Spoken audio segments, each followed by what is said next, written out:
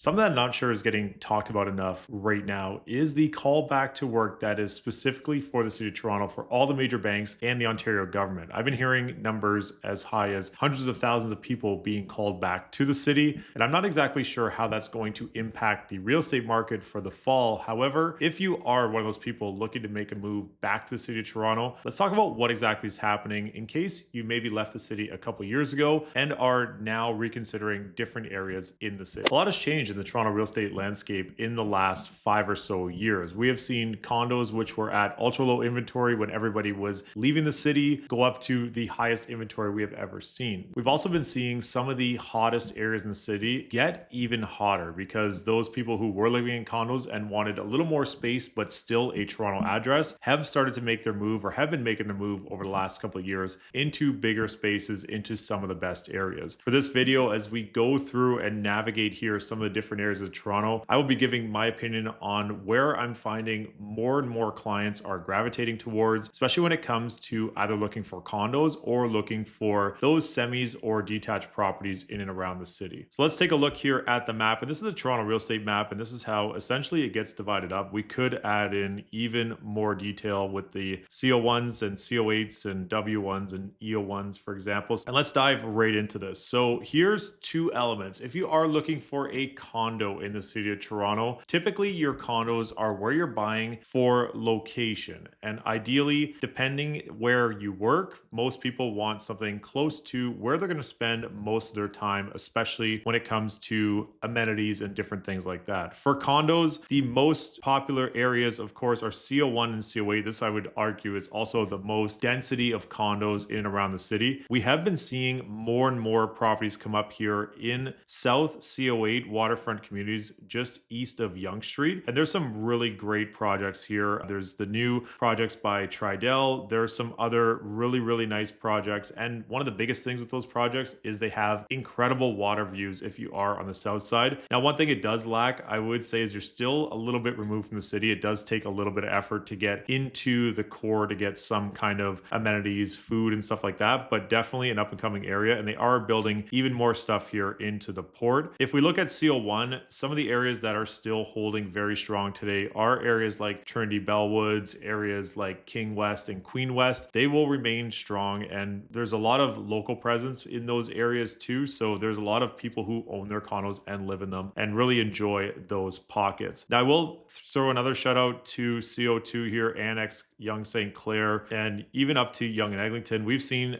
quite the development in condos in this area here. And ultimately, the big factor here is the access to subways. So if you are looking for subway access, Yonge and Egg, and basically being along this Yonge line will definitely give you access to subways. If you are east or west and south of Bloor, you are going to most likely be taking a streetcar to get around in those areas. There is the Ontario line that's up and coming, and that could take years to get set up. So it's not something I would count on just yet if you are looking to consider a condo to get in and across the city. Of course, being on Bloor, there's a couple areas that I do find really stand out. Of course, if you're here, Danforth area, that gives you really good access to the subway, and there's some really great loft style buildings and church conversions in this side. And going to the west, obviously being close to High Park is always amazing because you have that park access, and this will get you in and out of downtown quite easily as well. So for condos, I would say W1, W2, EO1, and basically into the pocket here of E3 as long as you're close to the subway. And then anywhere along this subway line here, Yonge, Bloor,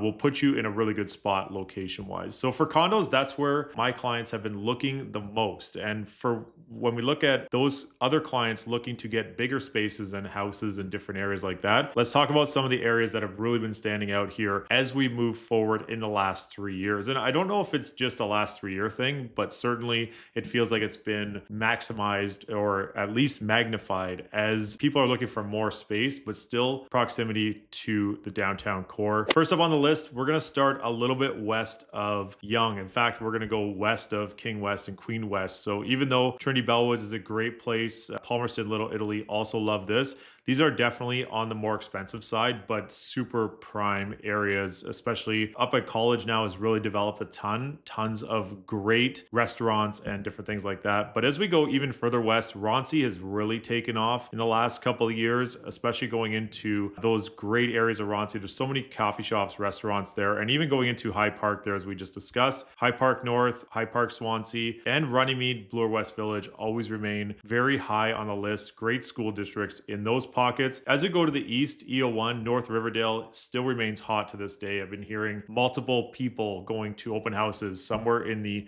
high 50, 60, 70 people on weekends, even in 2025 here, and looking at properties for North Riverdale area always remains hot. Plater Estates, anywhere in and around this Danforth area is really a hot commodity here, especially with Pape and Danforth here. Great pocket there. As we go throughout the city, Annex, of course, Casa Loma, Yonge, St. Clair, Rosedale, Moore Park. And then one of the pockets that we see is performing exceptionally well in 2025, Lawrence Park North, Lawrence Park South, and Forest Hill North, Forest Hill South. This pocket right here, always super highly desirable. And of course, proximity to the subway, super great as well. And that will get you in and out of downtown, especially as you're looking to make that move and trying to get that location that will get you that proximity to work that you're looking for. If we talk about that hot pocket, months of inventory, and one thing we talk about on this channel is that months of inventory. And basically we're taking the active listings divided by sales and coming up with a number. If we are 0 to 2 months, we are in a seller's market. 3 to 5 months, we are balanced. And anything 6 months of inventory or above, we're in a buyer's market. So seller's market, balanced market, buyer's market. Everything in red here is very much a seller's market even through 2025. So as you are